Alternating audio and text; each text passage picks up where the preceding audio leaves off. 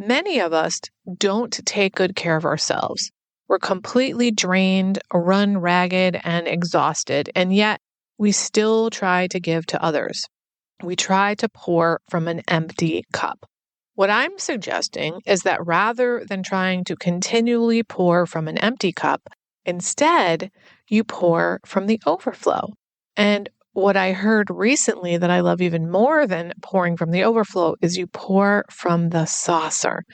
The only way you're going to have anything in your saucer is if the cup is overflowing. And the only way that your cup is going to overflow is if you fill it.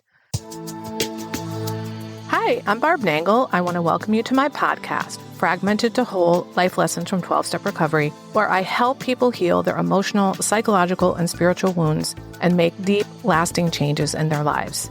I'm the founder and CEO of Higher Power Coaching and Consulting. I'm a boundaries coach who specializes in helping women who are focused on what others are thinking and doing and neglect themselves in the process. And I have coached hundreds of people on how to build healthy boundaries using my exclusive Build framework. On this podcast, I share my experience, strength, and hope from recovery.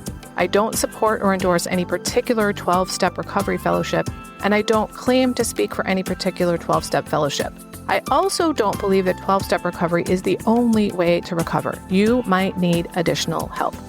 I'm an avid beachcomber who collects sea glass, shells, wood, and stones. I am a formerly closeted fan of the Hallmark Channel, especially the Christmas movies. Hello, Christmas in July.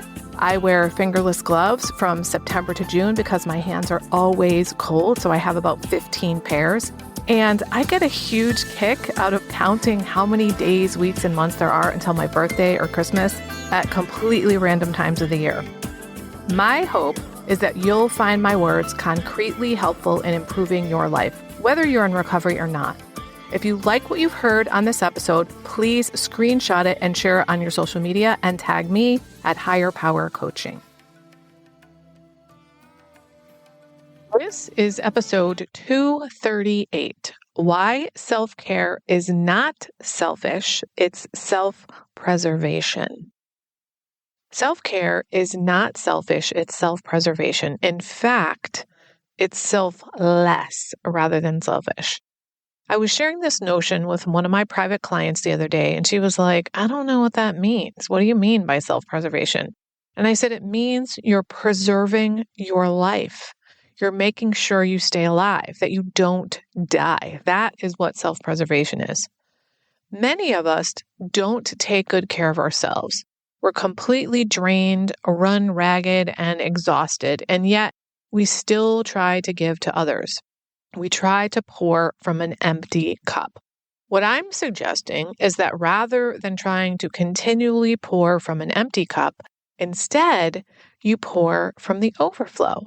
And what I heard recently that I love even more than pouring from the overflow is you pour from the saucer. The only way you're going to have anything in your saucer is if the cup is overflowing. And the only way that your cup is going to overflow is if you fill it. You cannot expect other people or wait for other people to fill your cup. You have to do it yourself. Now, before I go on to more about self-preservation, I want to give thanks to those who have made the effort to review my podcast on Apple Podcasts and those who gave me 5 stars on Spotify. For some reason, Apple is the only platform where you can leave a written review. And for those of us non-Apple users, it may seem daunting to figure out how to do it, but it's not. Just Google it. I've done it for other podcasters. And I'm asking you to do that because it helps my podcast to get shared with more people when there are reviews or when they're given stars on Spotify. And if you find this podcast helpful and you think that it would be helpful to others too, then please take a moment to give it a review on Apple or at least tap the 5 stars on Spotify if that's where you listen. I'd really appreciate it.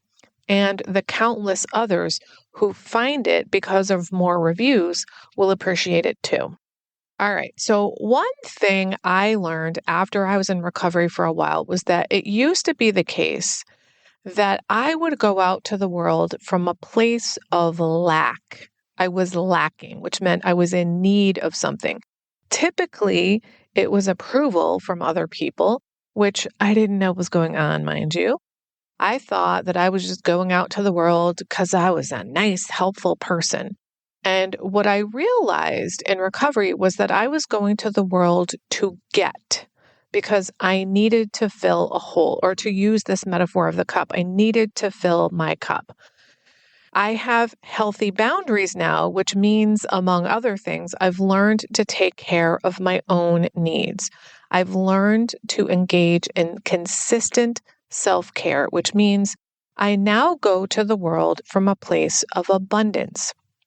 My cup overflows, so I'm never going to the world to fill some hole. I'm going to the world overflowing to give. And what I have to give is love. And that's because I have filled myself with self-love and self-care. That means I don't need other people's love. I want it, but I don't need it the way that I used to. And what this world needs is more people who go to the world to give love. It doesn't mean you're being selfish when you put yourself first to take good care of yourself. I used to think that it was selfish to put myself first. And of course, that was the worst thing in the world to me, to be a selfish person. The reality is, when you take good care of yourself and you do things to promote your well-being, your mental, physical, and spiritual health, you're contributing to your own life. When you're living well, you'll live a vibrant life, you'll have vitality of life, and the world needs more people who have vitality of life. So you're not just contributing to your own life when you take good care of yourself, you're contributing to the betterment of humanity. When I refer to self-care and self-preservation, what I mean is doing things that go beyond the regular everyday maintenance of your body, things that promote your self-care. So making sure to have health-promoting foods in your diet, like superfood, not just moving your body regularly, but exercise that builds strength, flexibility, balance, and gets your heart rate up. That is self-preservation. That is promoting your health. Having meaningful social connections with people who are vibrant souls, who give you energy, as opposed to people who drain your energy. It's going to make your life so much more fucking enjoyable if you have vitality of life and are surrounded with people who are vibrant. Getting consistent sleep, like 7 to 8 hours a night, promotes health. In fact, all of these things I'm suggesting are going to make your life so much more enjoyable. And what the world needs is more people who are enjoying their lives. Now, I mentioned sleep a moment ago, and that makes me think of something I heard a priest say a number of years ago, which I thought was a really interesting perspective. And he said, God created us so that we had to connect with God on a regular basis. And he said, that's what sleeping is. And that's what eating is. It's us reconnecting with Source on a very consistent basis. We cannot have a well-lived life when we are consistently depriving ourselves of sleep and delicious, nutritious foods and healthy social connections. In other words, we can't have a well-lived life if we're not continually connecting with the Source, which I happen to call God. Now, again, self-care is not selfish. In fact, it's self-preservation. And I would go so far as to say it's actually preservation of this species. Because if we keep going the way we are, with more and more people with mental health crises and addiction problems, and with the obesity rate so high, we're not going to last very long as a species. So self-care, definitely not selfish. I was recently reminded by a friend that when I first started recovery, I didn't feel lovable. I almost can't believe that I used to feel that way, and that I kind of forgot something so profound, because I truly love myself now. And I want that for everybody. If you don't love yourself, there's literally nothing that can make up for that. I created something exclusively for my private clients since many of them don't love themselves. And I've now opened up my private vault to share it with up to 10 people individually. It's called the Self-Love Sprint. You'll grow to love yourself and truly feel worthy, so you can stop saying yes when you really want to say no, stop neglecting yourself and putting everyone else first, stop saying all kinds of nasty shit to yourself. That is not what people who love themselves and feel deserving do. You'll stop being afraid that others will think that you're selfish for taking time to care for yourself.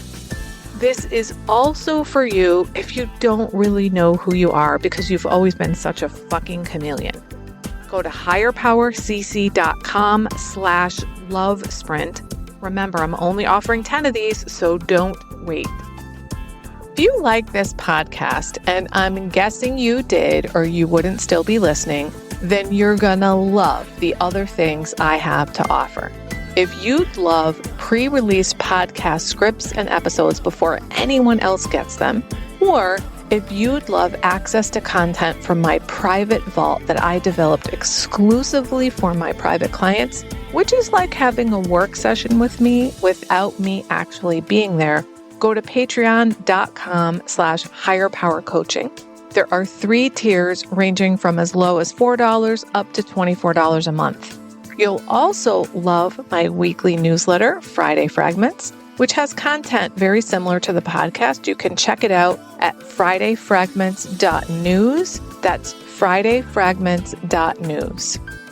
Please like and subscribe to my podcast on your favorite podcast outlet. I'd also love it if you'd leave a review, which you can do either in the show notes or on Apple Podcasts. It really helps other people find my podcast so they can get the benefits you've gotten from listening. If someone came to mind when you listened to this particular episode, please share it with them. And my favorite place to hang out on social media is Instagram. I'm at Higher Power Coaching. Please DM me there. I'd love to hear what you got from this episode. I run group and private coaching programs on building healthy boundaries. Whether you need help with boundaries in your personal, professional, or romantic life, I can help. Head on over to barbchat.net, where you can hop onto my calendar for a free 30-minute Better Boundaries consultation. My ideal client is someone who is ripe for change. If that's you, I would love to work with you. My goal with all my work is to help you make lasting changes in your life like I've made deep, lasting changes in my life. Remember, it's never too late to recover. No one is beyond hope, and healing is possible. Thanks for listening.